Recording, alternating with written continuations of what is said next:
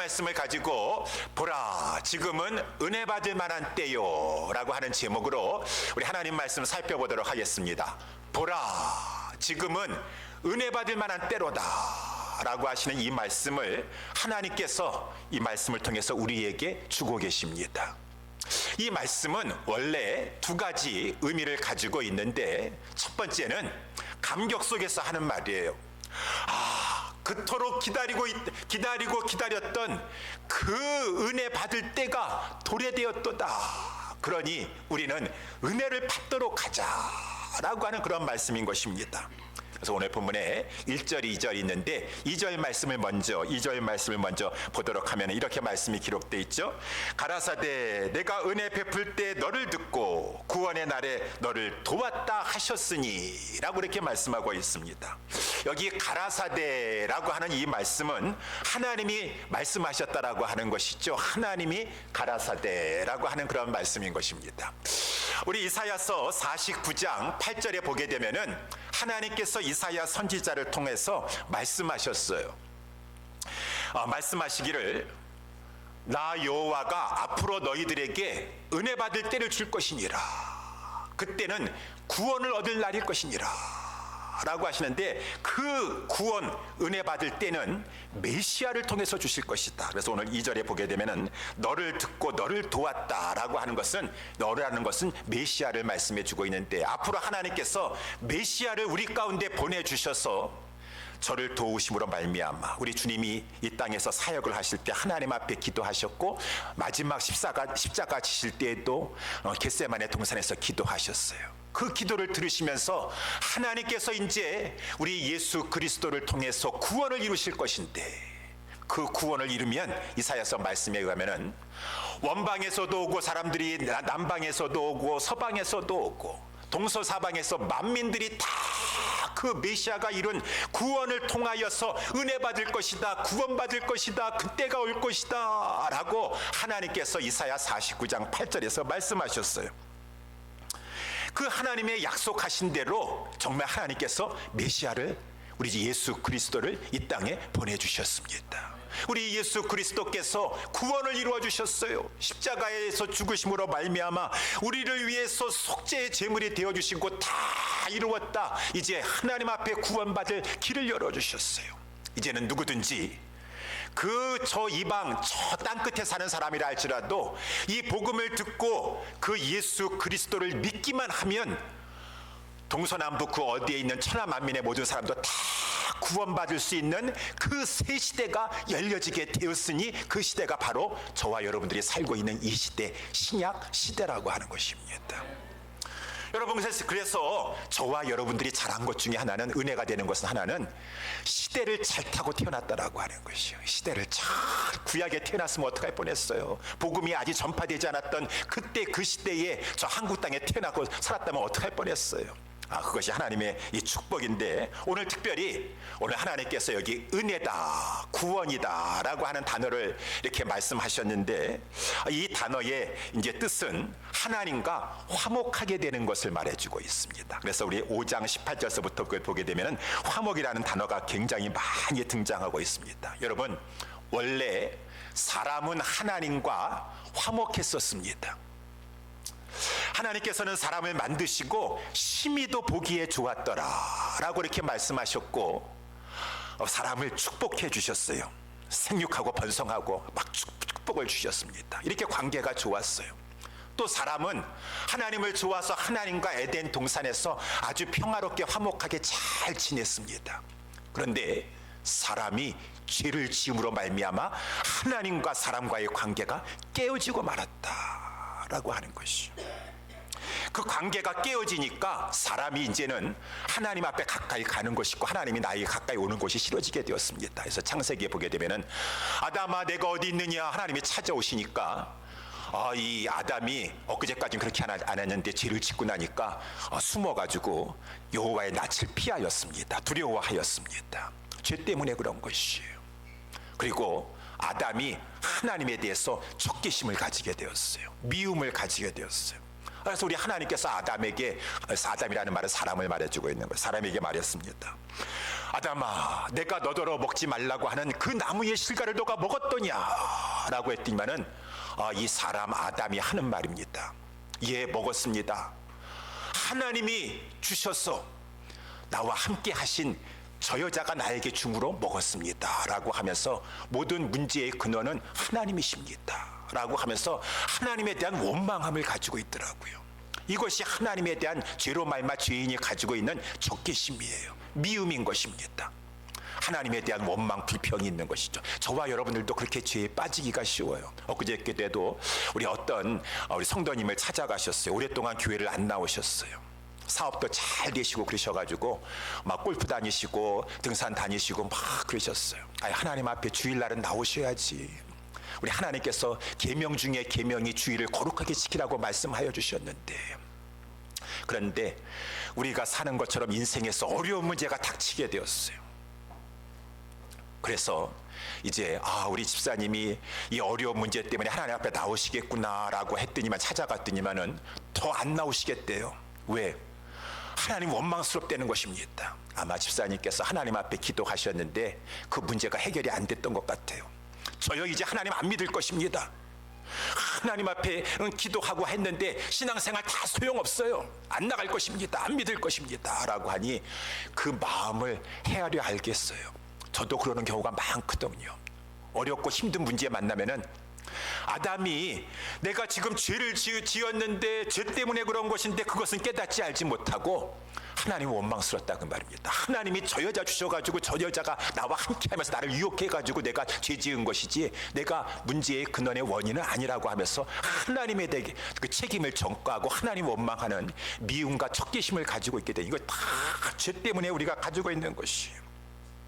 그러니 하나님과의 인간과의 관계가 적대감으로 되어 있습니다. 아니, 하나님도 그러십니까? 예, 하나님은 공의로우시고 거룩하시기 때문에 죄에 대해서는 진노하실 수밖에 없었어요. 거룩하신 하나님이시기 때문에.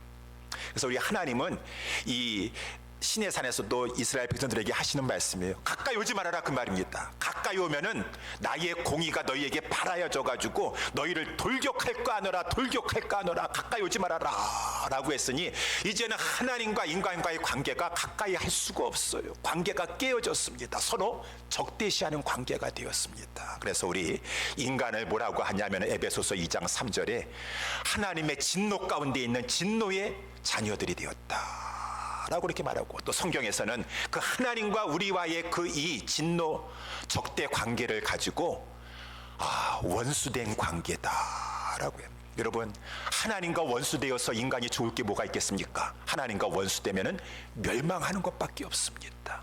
영원한 사망에 들어가는 것밖에 없습니다.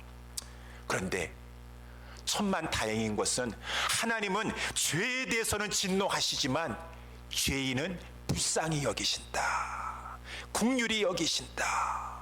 그렇지만 아무리 하나님께서 죄인을 불쌍히 여기시고 사랑하여 주셔서 그 죄인을 구원해 주시고자 한다 할지라도 그 죄가 있는 한 하나님께서는 어떻게 하실 수가 없어요. 그 죄 문제가 먼저 처리가 돼야지 하나님께서 이 죄인을, 인간을 가까이 하실 수가 있는 것이요. 왜? 하나님은 거룩하신 성품을 가지고 있기 때문에. 그래서 하나님이 우리를 위해서 행하신 것이 있으니 이 죄 문제, 하나님과 인간 사이를 가로막고 있기 때문에 궁극적으로 원수관계 때문에 인간은 멸망할 수밖에 없는 그 인간을 위해서 하나님께서 행하신 것이 있으니 5장 21절 말씀을 보게 되면은 이런 말씀이 있습니다. 하나님이 죄를 알지도 못하시는 자로 우리를 대신하여 죄를 삼으신 것은, 이렇게 하나님이 죄를 알지 못하는 자로 우리를 대신하여 죄를 삼으셨도다. 죄를 알지 못하신 자가 누구십니까? 그리스도, 하나님의 아들. 그 죄를 알지 못하는 자로 우리를 위해서 이 하나님과 원수 상태에 있어서 영원히 멸망할 수밖에 없는 이 우리들을 위하여서 하나님께서 그를 대신 죄를 삼으셨다. 여러분, 아까 제가 말씀드렸었죠? 하나님은 죄인은 불쌍히 여기라, 죄에 대해서는 가차없다 그랬습니다. 하나님은 죄에 대해서는 극도로 진노하세요.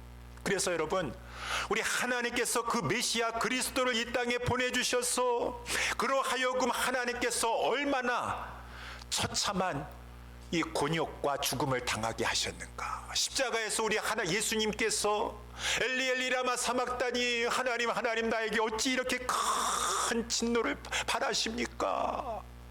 라고 말씀하셨다 할지라도 하나님은 그 우리를 위해서 죄를 가지고 계신 예수님을 죄인을 삼으신 것이 아니에요. 죄를 삼으셨어요. 하나님께서 그렇게 진노하시는 죄를 삼으셔서 다 진노를 십자가에 있는 예수님에게 부으셨도다. 하나님 왜 그렇게 하셨어요? 왜 그렇게까지 하셨어요? 거기 다음에 나오고 있죠. 우리로 하여금 예수 그리스도 안에 들어와서, 예수 그리스도 안에 어떻게 들어오나요? 하나님이 행하신 그 모든 것을 통해서 예수님을 믿음을 통해서 예수님 안에 들어가게 되는데, 이제 예수님 안에 믿음을 통해서 예수님 안에 들어가기만 하면 하나님은 우리를 죄인으로 죄로 여기지 아니하고 의롭게 여겨주시게 되었다. 이를 위해서 하나님께서 죄를 알지도 못하시는 자로 우리를 대신하여 죄를 삼으셨도다 라고 이렇게 말씀해 주세요. 여러분, 아까 죄인은 불쌍히 여기지만 죄는 진노하신다라고 하였는데, 의인은 하나님께서 기뻐하시지만 의는 말할 수 없는 것이요, 하나님께서 우리를 의로 여겨주시기 위해서 당신의 아들을 속죄의 제물로, 화목 제물로 삼으셨도다. 이것이 복음인 것이요, 이것이 하나님을 위해서 하나님께서 우리를 베풀어 주신 이 구원과 이 은혜가 되는 것이요. 이제 동서사방 그 어떠한 사람이라 할지라도 이 말씀을 듣고 하나님이 그렇게 하셨습니까? 라고 하면서 하나님이 나를 위해서 아들을 보내주시고 그 아들은 나를 위해서 아낌없이 하나님 앞에 화목제물이 되어주셨습니까? 라고 하는 이 사실을 믿는 자는 하나님 앞에 의롭다 여김을 받고 하나님 앞에 관계가 회복되는 은총을 얻게 되는 것이니라 라고 이렇게 말씀해 주고 있어요. 저에게 아들이 하나 있습니다. 늦둥이를 낳았어요. 이 아이를 임신 중에 있었을 때 병원에서 연락이 왔습니다. 병원에서 뭐라고 영어를 막 하는데 알아듣는 거는 이 아이가 다운 신드롬이 있는 것 같다라고 하는 말을 들었어요. 다운 증후, 우리 한국말로는 다운 증후군이다, 다운 신드롬이다 라고 하는 말을 들어서 깜짝 놀랐어요. 다운 신드롬이 뭔지는 대충 알고 있었어요. 뭐 지체하고 이렇게 기형하고 라고 하는 것을 알고 있었습니다. 아니, 우리 애가 다운 신드롬이 맞습니까? 다른 거는 못 알아듣는다 할지라도 지금 다운 신드롬이라고 하는 단어를 지금 그 여자분이 전화로 이렇게 얘기를 했는데, 다운 신드롬이 정말 맞습니까? 라고 하니까 그럴 가능성이 맞다는 것이에요. 그러니까 빨리 지금 보스턴 다운타운에 큰 병원에 가가지고 어포인트먼트 잡아서 이제 다시 정밀검사 다시 한번 해보도록 하라. 자기네들이 보기에는 다운 증후군이 있는 것 같다라고 하는 것이에요. 하늘이 무너지는 것 같았어요. 제 아내하고 그 말을 나누고 나서 아무 대화를 못했습니다. 아무 대화를 못했어요. 하나님, 어찌 이런 일이 우리 가정에 있을 수가 있나요? 너무 낙심이 되고 너무 놀래가지고 아무 말을 할 수가 없어요. 그러면서 막 속으로는 별 생각이 다 나는 거예요. 정말 이럴 때는 어떻게 해야 되나? 내가 여기서 이 아이를 받아서 낳아서 기를 수가 있을 것인가? 아니면은 이렇게 이 사실을 알게 정말 그렇다고 한다 그러면은 이 아이를 정말 나는 그런 것은 죄라고 생각하는데 지워야 되는 것은 아니겠는가? 별 생각까지 이렇게 하게 되었습니다.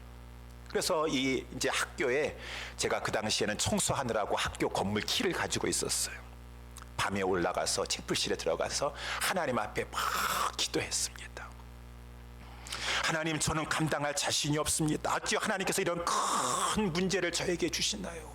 감당할 자신이 없습니다. 하나님, 아니기를 바라나. 하나님, 만일 그렇다고 한다면 저는 이것을 어떻게 하면 되겠습니까? 라고 하는데, 처음에는 도저히 자신 없습니다, 할 수 없습니다 라고 하는데, 기도를 하는 중에 하나님께서 내 마음을 만져주셨어요.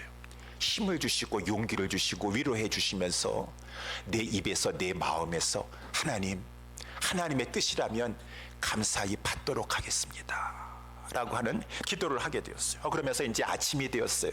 제1교시 수업이 있어가지고 이제 수업 시간에 들어가게 되었는데, 수업에 거기 수십 명의 학생들이 이렇게 계단식으로 된 교실에서 이렇게 다 수업을 받고 있습니다.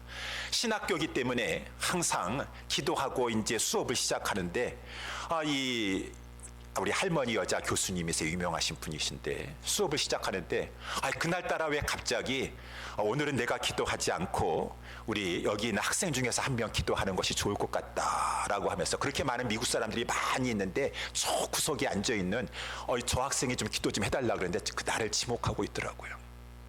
그래가지고 제가 저 영어로 기도 못하는데요 라고 했더니만 그분이 하는 말이에요. 저는 학생에게 영어로 기도해달라고 부탁하지 않았습니다. 기도는 영어로 하든 뭐 어느 나라 언어를 하든지 간에 하나님께 하는 것이고 하나님께서 들으시면 되는 것이니까 당신 나라 말로 하는데 기도를 좀 해달라라고 하필이면은 그 많은 학생이 저를 지목하면서 이렇게 하시는 것이요. 제가 한국말로 기도를 했습니다. 근데 정말 하나님께서 그 밤에 기도할 때부터 제 마음을 만지시고 성령님께서 나와 함께하고 있었던 것 같아요. 기도를 끝내셨는데 교수님이 깜짝 놀라시면서 우리 학생들에게 물어보는 것이요. 여러분, 지금 저 학생이 기도를 했는데 무슨 내용인지 전혀 못 알아들었습니다. 그런데 내 마음속의 확신은 이 강의실에 지금 성령님께서 임재하고 계신 것 같습니다 라고 했지만은 학생들이 그렇다라고 하는 그런 반응을 보이더라고요. 그때 하나님 앞에 간절히 낮은 마음을 가지고 기도할 때 성령님이 내 마음을 주장하셨고 성령님께서 나에게 순종하도록 이끌어 주셨고 나와 그때 그 강의실까지 함께 동행하고 있었구나. 그래서 집에 돌아와서 제 아내에게 이렇게 말을 했어요. 여보, 내가 기도했는데 하나님께서 무조건 순종하래. 우리 이제 큰 병원에 가서 검진 받고 어떠한 결과가 나오더라도 우리 그 아이 지금은 자신 없지만 하나님께서 힘 주실 줄 믿고 우리 낫도록 합시다라고 이렇게 얘기를 했어요. 나중에 큰 병원 갔는데 하나님께서 우리를 테스트했던 것 같아요. 정상으로 나오게 되어서 지금까지는 정상으로 잘 자라고 있습니다. 여러분, 근데 제가 왜 이 말씀을 여러분에게 드리느냐 하면은요, 우리 애가 지금 이제 많이 컸는데 얼마나 부모한테 까칠한지 몰라요. 아주 말을 잘 안 듣습니다. 엄마 말도 잘 안 듣는데 특별히 아빠를 많이 미워해요. 아빠에 대해서 아주 공격성이 강합니다. 그래가지고 아빠에 대해서는 적개심을 가지고 있어요. 제가 아마 우리 아들한테 상처를 많이 줬나 봅니다. 그러니까 제 아내가 몇 번에 걸쳐가지고 우리 아들한테 이 얘기를 들려줬어요. 아들아, 그때 엄마도 너를 포기하고 싶은 마음이 있었었어. 근데 아빠가 기도하고 내려오더니만은 너를 살리겠다고 하는 것이요. 어떠한 상황이다 할지라도 너를 사랑하여서 살리겠다고 했었어. 아빠가 너를 얼마나 사랑하는데. 아니, 그 말을 듣고 나니까 애가 태도가 좀 변하더라고. 아빠가 나를 그렇게 사랑했다라고 하는 말이야. 아빠가 나를 사랑했다고 하네요. 마찬가지요. 우리가 어떻게 하면 하나님 앞에서 우리의 적대적인 관계가 우리가 해소가 될 수 있는 것인가? 하나님이 이처럼 우리를 사랑하셨다는 말인가? 우리를 대신하여 우리를 위해서 죄를 알지도 못하는 그분은 바로 그리스도이신데 하나님의 아들이 아니시더냐? 하나님의 아들에게 어찌 하나님께서 그 극진하게 진노하실 수밖에 없는 그 죄로 삼으실 수가 있다는 말인가? 하나님의 은혜다.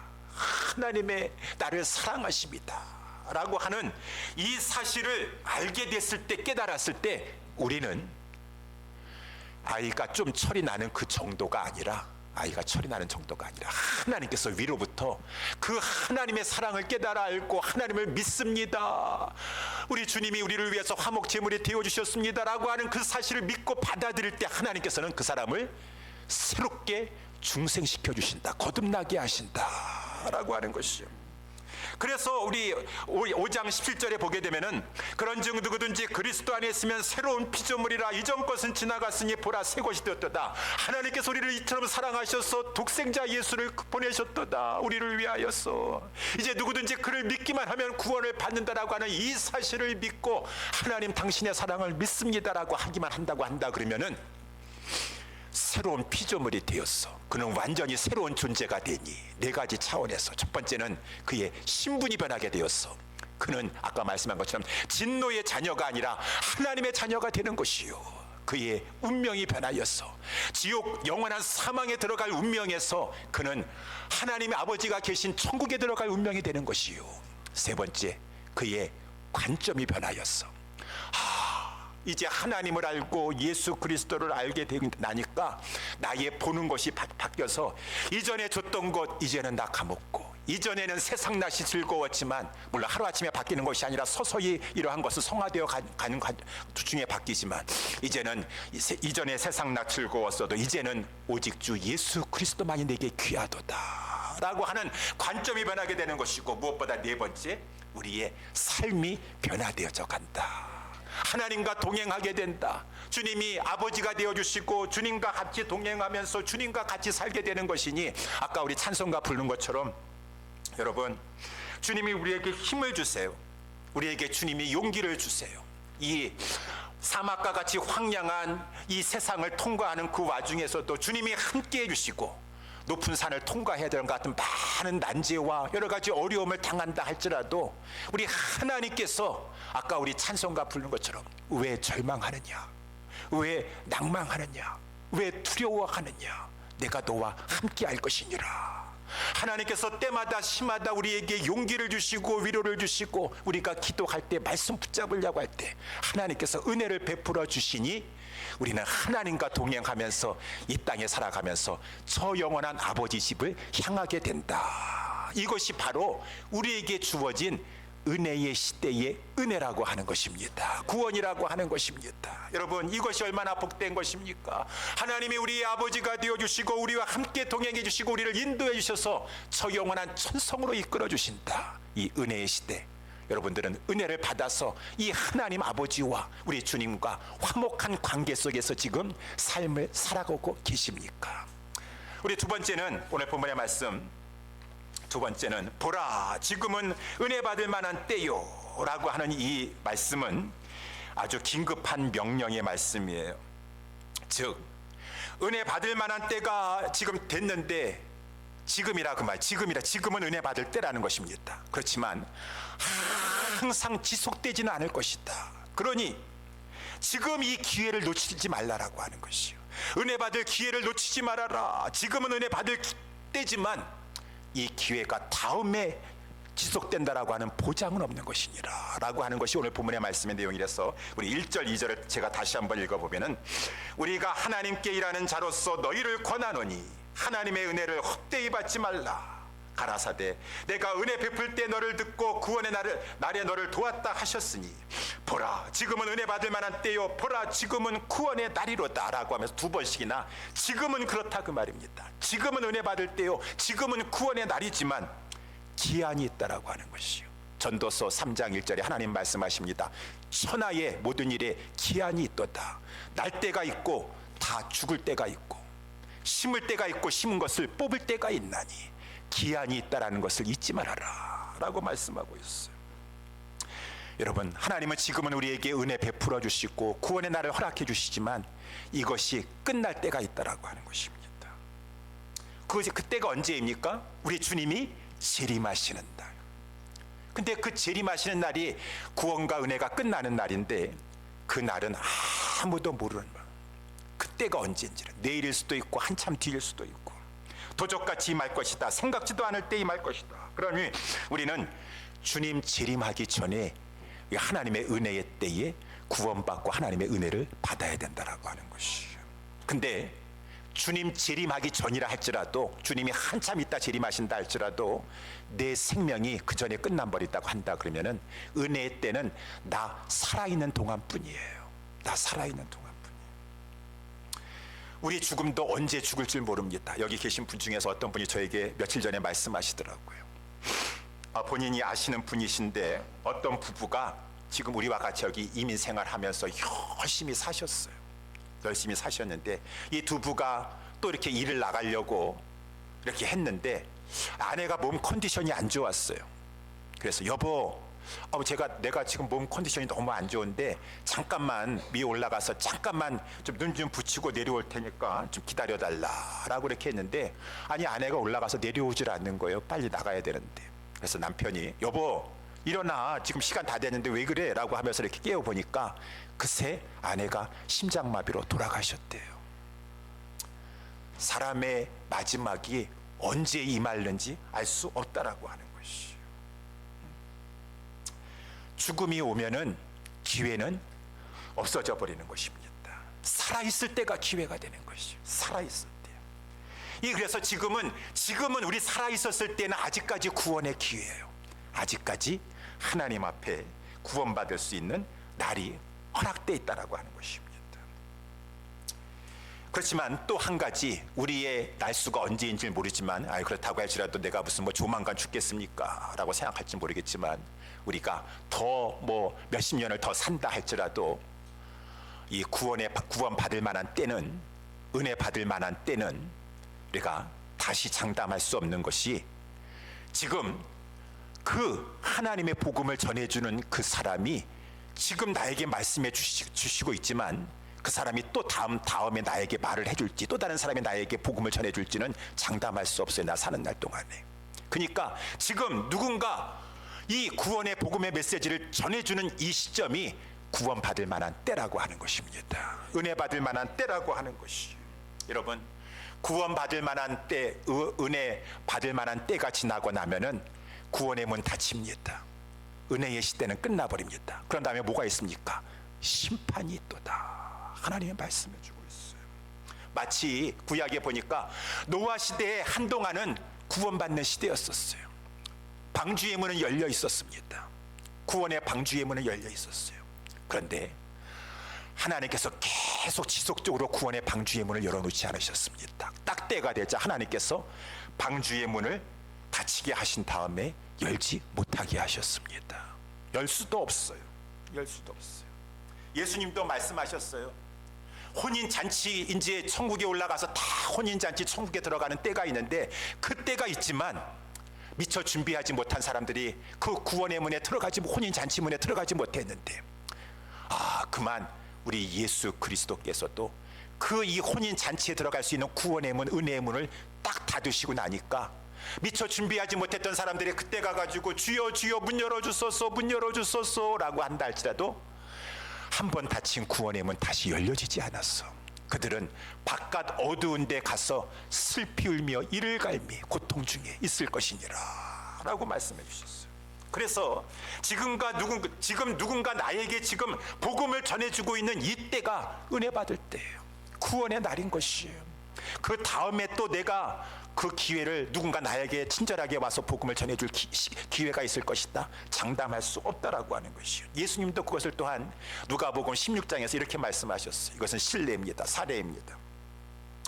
어떤 사람이 그 은혜의 시기 다 보내고, 구원의 날 다 보내고 그만 기회를 얻지 못할 이 은혜를, 하나님의 은혜를 헛되이 받아서 저 깊은 지옥 구렁 속에 들어가서 이를 갈면서 고통 중에 슬퍼하고 있었습니다. 그런데 저기 보니까 내 집 앞에 있었던 거지 나사라고 하는 자는 천국에 가서 아브라함 품에 앉아 있는 것이에요. 그래서 이 지옥에 가 있는 자가 이 아브라함에게 간절히 요청합니다. 나는 여기서 이제 나올 수가 없어요. 지옥에 한번 들어가면 나올 수가 없어요. 근데 지금 저 세상에 있는 내 아버지 집에 아직까지 5 형제가 남아있다 그 말입니다. 5 형제 남아있어요. 그 형제들이 빨리 이 사실을 알고 저들이 내가 있는 이 고통받는 곳에 오면 안 되는데, 은혜의 시기를 놓치면 안 되는데, 구원의 때를 놓치면 안 되는데, 아브라함이요 그 나사로 죽었다가 지금 다시 살아가가지고 내 형제 집에 찾아가서 그들에게 정말로 천국과 지옥이 있으니까 이곳에 지옥에 가지 않도록 너희들은 그 은혜 받을 만한 때에 은혜를 받고 구원을 받을 때 복음을 통해서 구원을 받도록 하라라고 말씀할 수 있도록 하나님 아브라함이여 도와주소서 라고 했을 때 그 아브라함이 뭐라고 했습니까? 그렇게는 할 수 없다 그 말입니다. 죽은 사람이 살아가서 간다 할지라도 그것이 소용있는 것이 아니라 지금은 거기는 은혜의 때니까, 구원의 날이니까 모세와 선지자와 같이 하나님의 말씀을 통해서 구원받으라고 외치는 그 자가 그때 그 시점에 있을 것이다 라고 했어요. 오늘 본문의 말씀 다시 한번 6장 1절에 2절에 지금 이 바울과 디모데와 이러한 자들이 우리가 하나님과 함께 일하는 자로다, 너희를 권하노니 하나님의 은혜를 헛되이 받지 말라, 모세와 이 선지자와 같은 지금 복음 전하는 자예요. 여러분, 하나님의 은혜를 헛되이 받지 마십시오. 저는 하나님과 지금 일을 하면서 하나님이 말씀하십니다. 여러분을 사랑하셨소. 하나님이 우리를 위해서 독생자를 보내셨으니, 그를 화목제물로 삼으시면서까지 우리를 사랑해 주셨으니, 누구든지 그를 믿기만 하면은 하나님의 백성이 되는 것입니다. 하나님과 화목해야 되지, 하나님과 화목하지 않은 상태에서 잠을 자면, 죽으면 영원한 지옥에 들어가게 되는 것입니다 라고 이렇게 말씀하시는 거예요.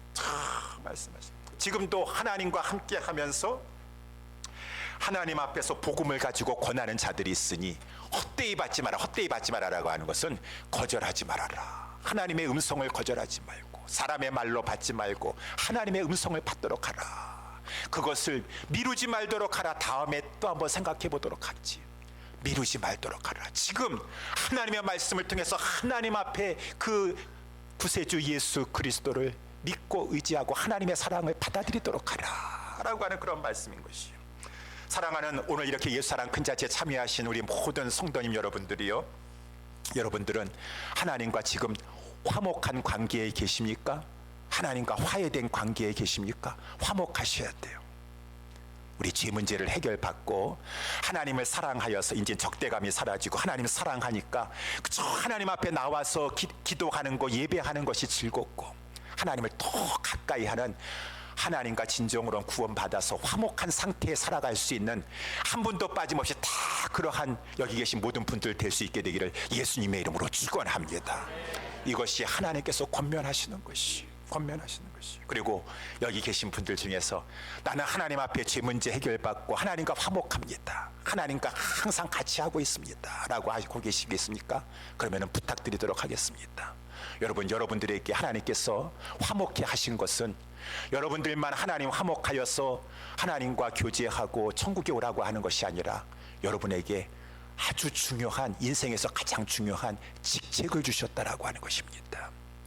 이 지금 한정적인, 곧 있다 없어질 이 은혜의 때의 구원의 날에 너희들이 화목해 하는 직책을 받아서 아직까지도 하나님과 화목하지 못하고 있는 그 사람들을 찾아가서 저들로 하여금 죄 문제를 해결받고 하나님과 화목할 수 있도록 예수 복음 전하도록 하라 라고 했으니, 마지막으로 18절서부터 제가 한번 읽어보겠습니다. 모든 것이 하나님께로 났으니 저가 그리스도로 말미암아 우리를 자기와 화목하게 하시고 또 우리에게 화목하게 하는 직책을 주셨느니라. 다 직책 받고 있어요. 하나님과 화목된 자들은 아무도 예외 없이 다 이 다른 사람을 하나님과 화목하게 하는 직책 받으신 것이에요. 그 다음에 19절도 보도록 하겠습니다. 이는 하나님께서 그리스도 안에 계시사 세상을 자기와 화목하게 하시며 저희의 죄를 저희에게 돌리지 아니하시고 화목하게 하는 말씀을 우리에게 부탁하셨느니라. 20절도 말씀을 보도록 하겠습니다. 이러므로 우리가 그리스도를 대신하여 사신이 되어 하나님이 우리로 너희를 권면하시는 것 같이 그리스도를 대신하여 간구하노니 너희는 하나님과 화목하라. 너희는 하나님과 화목하라. 지금 바울과 그리스도의 우리가 다 이 똑같다는 것이, 이 은혜의 시대에, 은혜의 시대에 나 구원 받았어요, 나 하나님과 이제 화목했어요, 나 천국 가요, 걱정하지 마세요. 아니에요. 화목하는 직책을 감당하시다 가셔야 돼요. 그래서 저나 우리 여기 계신 분들이나 우리 모두가 우리 살아가는 동안에 이 직책은 감당하셔야 돼요. 이 직책, 화목하게 하라고 하는 직책. 우리 서로 우리 하나님의 몸된 교회에서 하나가 되었어. 복음운동, 많은 사람들을 하나님과 화목하게 하는 이 생명운동, 하나님 나라 운동, 우리 다 함께 해나가실 수 있는 구원받은 우리 모든 백성들, 성도들 다 될 수 있게 되기를 예수님의 이름으로 축원합니다. 기도하겠습니다.